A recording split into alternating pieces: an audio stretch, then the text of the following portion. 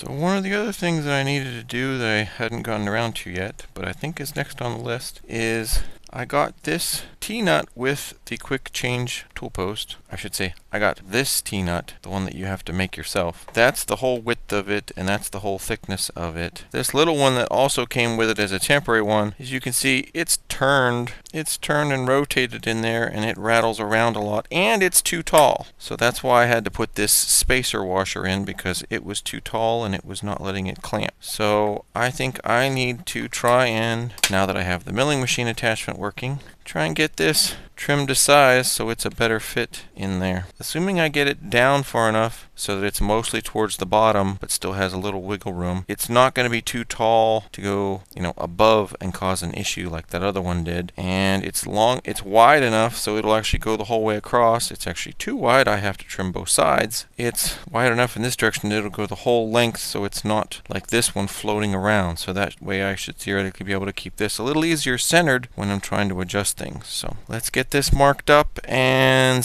then figure out the best way to cut it. I'm not sure how, since this is steel not aluminum, I'm not sure if my best bet's going to be to hacksaw off the sides to get the width, because we'll see. I'll try it just with the milling attachment first and maybe that'll be fine, and then we'll just cut it that way. Alright, so taking this out, taking the bolt out, that's the washer I had to make such that it gave that a little more space to come up and give it a little more space. But you can see how tiny that original T-nut is. So this one, it has to, there's a narrow way and a wide direction.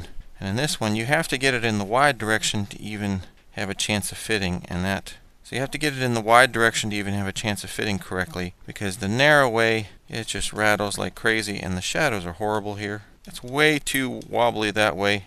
It's a slightly better this direction, but still that moves around a lot.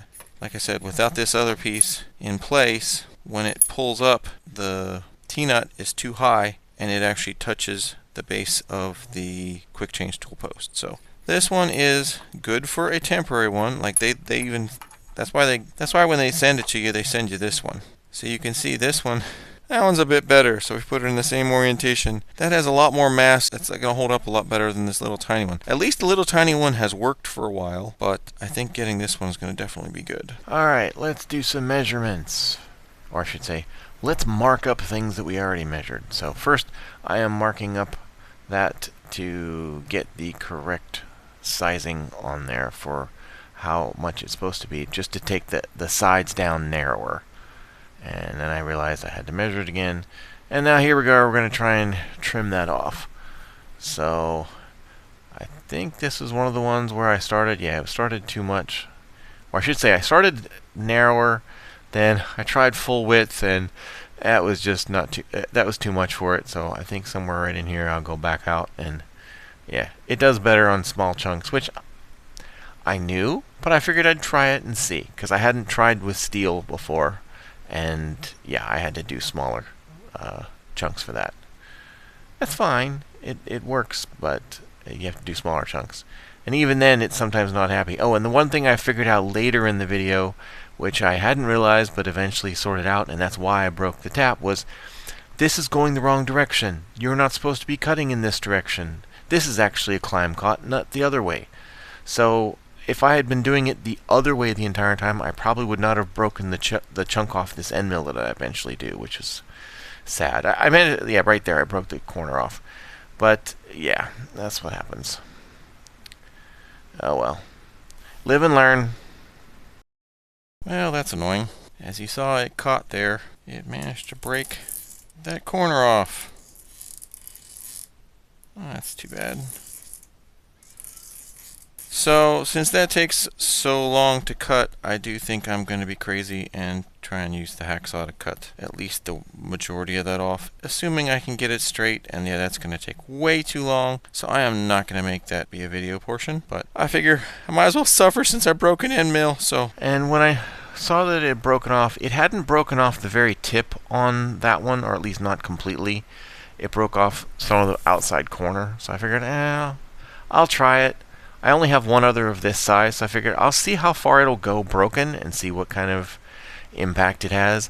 I know it doesn't do as good a cuts, but I'm learning, and this isn't a precision part, So it's better to learn now of, yes, you definitely have to get a new end mill, or, alright, if it's not a precision thing, you can actually use if depending on how it splits off the corner, you might actually be able to limp along and get through on this setup. And in this case, I was able to limp along through and get the rest of the cuts all done for this with the one corner chopped off. I'm probably not going to use it for any other projects until I try and resharpen it or get it figured out, but at least I was able to get through all of this one without breaking anything else. And again, I realized later of why it was having the problems is because this is cutting the wrong way. So don't cut this direction on your lathe if you have a milling thing. Go the other way. But it does work. It just sucks and it'll break bits. That was much faster to cut these chunks off with the hacksaw than it was to do this. And then I was able to clean that up decently. And the nice thing is, this doesn't heat it up because it's taking chips off versus it doesn't heat up, so that's nice. It heated up more from the hacksawing than it did for the milling, which I guess is good because that means I don't need coolant, because if it's not hot, then it doesn't need coolant, right? Because the coolant's just to keep it cool. So I got one side done, or I should say one side cleaned up from where I cut off with the hacksaw. So now I'll flip it around and do the other side cleanup. And I don't think anybody wants to watch the whole thing. I'm probably going to record it, but I may just skip it whenever I'm doing the editing because I really don't know that anyone's going to want to watch the whole thing of the same little bits taking fractions off. If I'm wrong when we get to this point in the video and you really want to see all of it, let me know in the comments. I almost got it right. That last pass for the second side, I forgot to lock this, which means the carriage was moving. And because of that, this is now angled. So it's further in on this side than it is on this side. So if I put a square on it, that side is way in versus this. Like, when I say way, I mean 0.04 inches. So not massive amounts, but just looking at it, you can see sort of this is wider than that. I'm going to try and run another pass just to see if I can get it square. I'm also not 100% sure this is square, but we're going to try it and see what happens. So one of the things I figured out while playing around with fixing this section is because the back of the milling attachment is painted and probably rough casting, that's not set at 90 degrees. So setting it at 90 degrees gives you the wrong angle. You can see there that it went to small to larger. So if I put it like 89 plus, like 89 and a quarter, or just slightly over 89 degrees on the setting, that goes more or less straight across. So I'll just have to remember that, and or at some point get my milling bits and use the milling bit on the milling attachment and grind the back off such that it's at 90 degrees. I think that would probably also solve the problem, and maybe better long term, I don't know.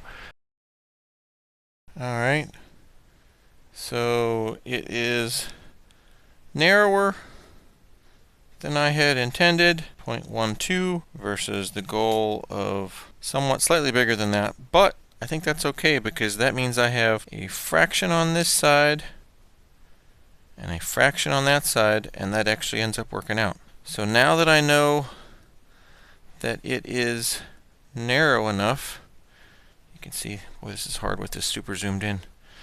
I do and I don't like the new phone.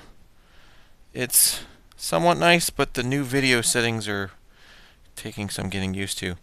So I don't have to reduce the height, but I do still have to reduce the width for the T section. Now I have to get the little wings measured out and then cut, and then yeah, then that'll be done. Alright, now to do the little wings on the T-nut. And initially I was trying it, again, wrong direction.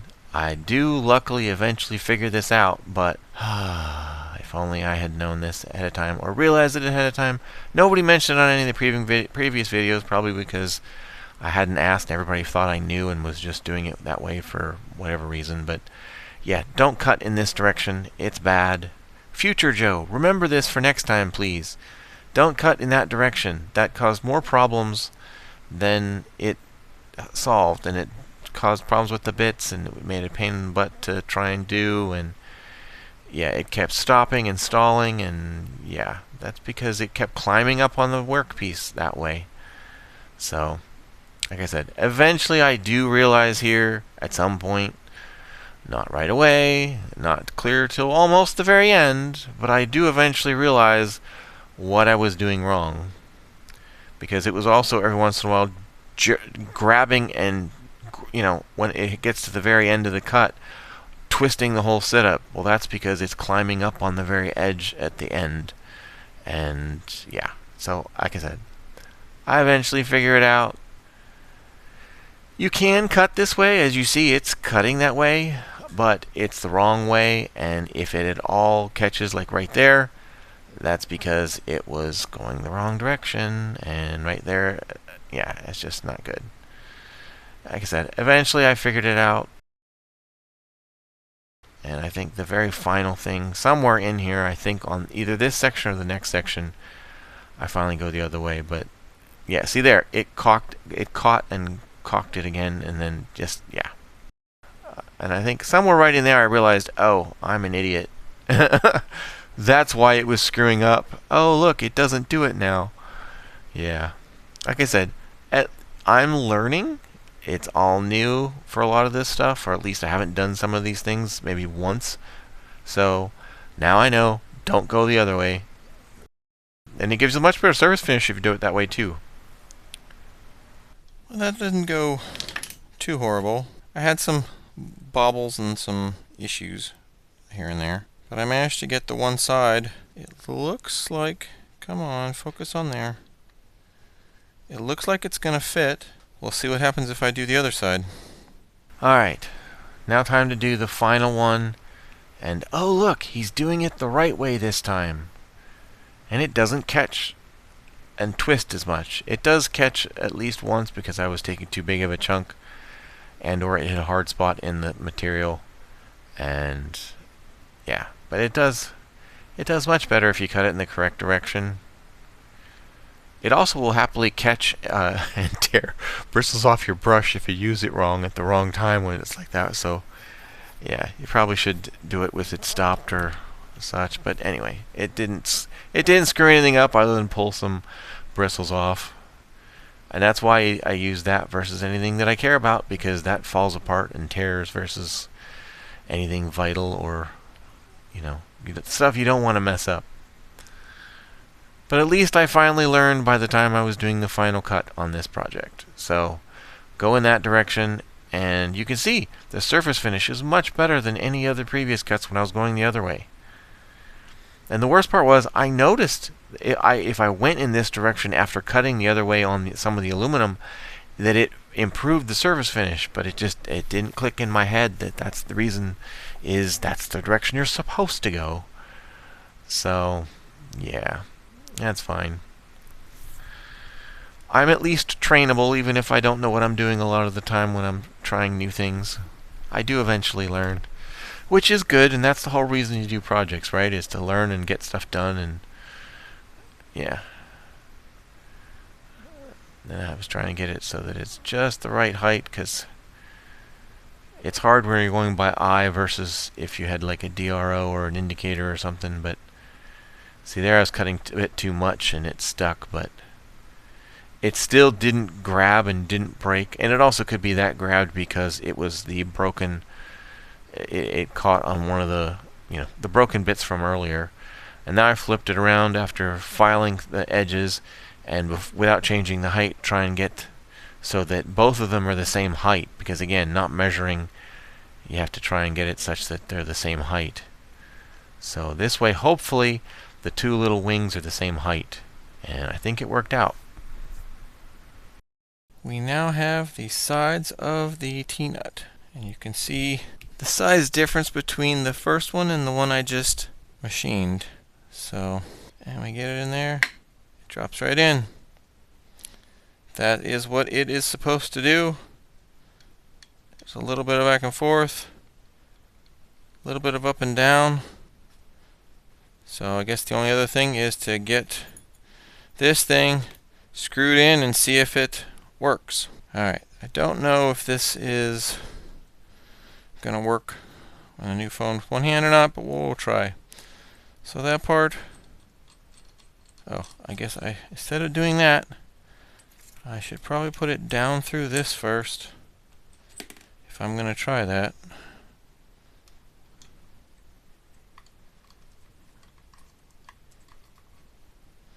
Will it go?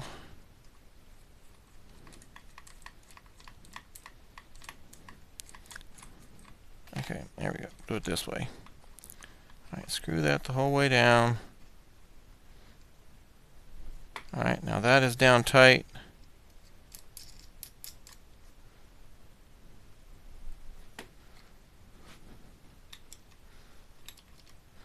Alright, I gotta do this. I gotta do this with two hands. Can't hold the phone. Hold on.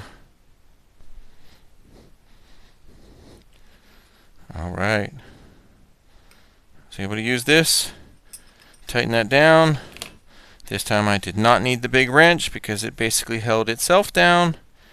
And now it's in there. And you can see there is a gap between the T-nut and the tool changer, which is a plus because that means it's not tight there.